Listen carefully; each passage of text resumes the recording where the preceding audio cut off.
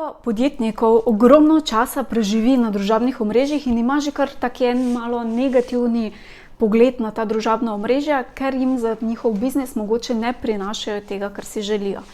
In tukaj je fino se malo ustaviti in pogledati, kaj družabna omrežja sploh so. Družabna omrežja so v bistvu ti pomagajo, so brezplačno orodje, ki ti pomagajo, da si lažje in hitreje povežeš z svojimi idealnimi strankami, da te tudi tebe hitreje najdejo in da gradiš z njimi tudi boljše odnose.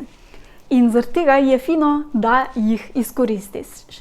Zdaj, seveda, vsak dan pripravljati neko vsebino, ki jo potem objaviš na družabnih omrežjih, je lahko časovno zelo, zelo potratno. Zato imam zate en sistem, ki ti bo mogoče pri tem pomagati.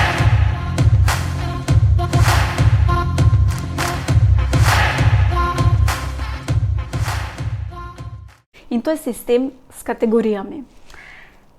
Kategorije so v bistvu kot ene kategorije vsebin oziroma tematike vsebin, ki si jih v svojem biznisu lahko vnaprej določiš in potem znotraj teh vsebin tudi objavljaš na omrežjih. Zdaj, to lahko imaš za vsa omrežja enake kategorije, lahko jih razdeliš, odvisno pač seveda, ali je to tvoj recimo osebni profil ali poslovni profil in tako naprej. Zdaj, kaj so kategorije? Kategorija je torej posamezna kategorija za posamezno vsebino. Kaj mislim s tem? Če vzamemo, ne vem, enega, ki ustvarja recepte in se ukvarja z hrano. Ta oseba si lahko recimo zbere kategorije. Zdaj, najbolj priporočljivo je, da imaš recimo enih 5 kategorij in recimo ta oseba, ki pripravlja recepte, lahko ima kategorijo za recepte, torej kjer bo delila različne recepte, potem lahko ima kategorijo zamenjave za zdravo hrano, kjer bo delila recimo vsakič neko hrano, ki jo lahko zamenjaš za bolj zdravo. Potem so to lahko kategorija iz zakulisja, kjer deli, kako nastajajo recepti, kjer deli vse, kako poteka recimo fotkanje nekih receptov, nastajanje in tako, torej vse iz zakulisja. Potem je lahko neka osebna prehrana kategorija, kjer deli mogoče vsebine, kako si on ali ona, pač ta oseba, pripravlja hrano.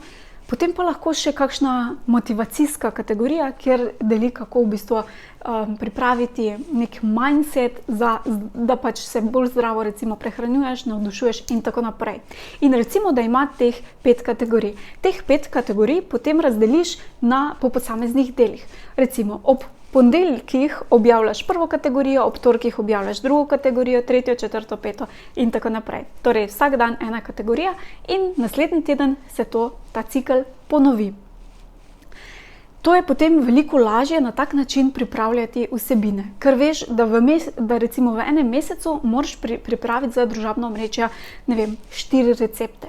Potem moraš pripraviti, ne vem, 4 iz te kategorije, 4 vsebine iz te kategorije in lahko si te ideje zbiraš že sproti veliko prej, ko jih v resnici potrebuješ.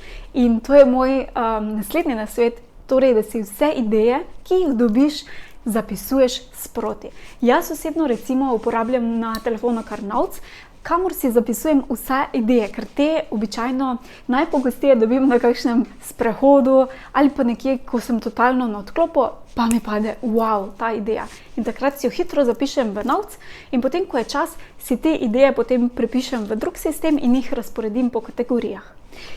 Potem pa, ko je čas, recimo na koncu meseca oziroma začetku novega, si vzamem na listu papirja kjer je narisan torej koledarček in začnem najprej v ta koledar vpišem vse mogoče aktivnosti, kakšne posebnosti, če se mogoče kaj dogaja v tem mesecu glede mojega biznisa ali pa mogoče, če je kakšen posebni praznik ali pa kaj takega.